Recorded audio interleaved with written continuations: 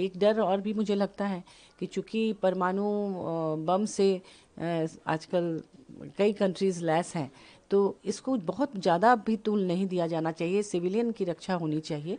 आम नागरिक जो है उन पर कहीं से भी हमला हम दोनों देशों की तरफ से नहीं होना चाहिए। और अगर किसी तरह से परमाणु युद्ध शुरू हो गया तो सिर्फ पाकिस्तान और भारत ही नहीं बल्कि पूरी दुनिया तबाह हो सकती है।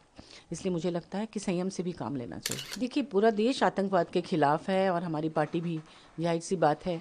और अपने देश के स्वाभिमान की रक्षा के लिए इस तरह से अटैक करना निश्चित रूप से स्वागत योग्य है।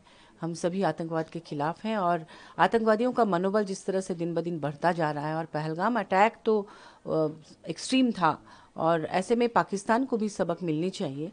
और जिस तरह से पाकिस्तान अपने यहाँ आतंकवादियों को पनाह देता रहा है, और कुछ समय पहले आप सब लोग जानते ही हैं कि ओसामा बिन लादेन को भी उन्होंने पनाह दे रखा था। अमेरिका ने वहाँ अटैक किया और उनको मारा।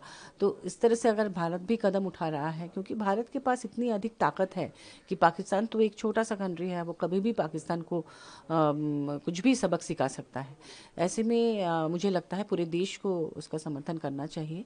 स्वागत करते हैं हम इस कदम का, और हम यही अपील करेंगे देशवासियों से कि सांप्रदायिक सौहार्द कायम रखें, क्योंकि कई बार छोटे छोटे मुद्दों को लेकर लोग आपस में लड़ते हैं। इतना बड़ा मुद्दा है, इसको अलग रंग रूप न दिया जाए।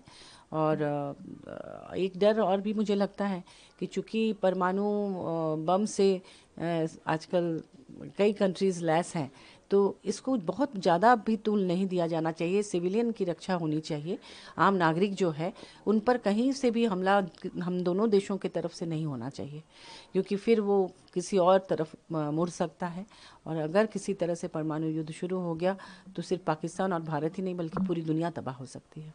इसलिए मुझे लगता है कि संयम से भी काम लेना चाहिए। देखिए, ये जिन महिलाओं के साथ ऐसा हुआ, चुन चुन कर उनके पतियों पर अटैक हुआ, उसमें नेवी के भी एक व्यक्ति थे, तो ऐसे में उनकी संवेदनाएं जुड़ जाती हैं उसके साथ, और हर व्यक्ति को टच करने की कोशिश हुई है। कुछ और भी नाम हो सकता था, लेकिन जैसे तीनों सेना को छूट दी गई थी कि आप अपने हिसाब से कहीं भी अटैक करें, कुछ भी निर्णय लें, लेकिन ये नाम जो है वो प्रधानमंत्री की तरफ से दिया हुआ नाम है। तो कहीं ना कहीं इसमें राजनीति भी आ गई है जी। गोल, जहां 27 वर्षों के सफर में 17,000 से भी अधिक छात्रों ने डॉक्टर एवं इंजीनियर बनकर भरे सफलता की ऊंची उड़ान, जहां साधारण छात्र भी झारखंड टॉपर्स बनकर बना रहे इतिहास। दूरदर्शी शिक्षाविद श्री विपिन सिंह के मार्गदर्शन में मेडिकल एवं इंजीनियरिंग के लाखों छात्रों के लिए आशा की किरण के रूप में गोल, नेशंस लीडिंग इंस्टीट्यूट।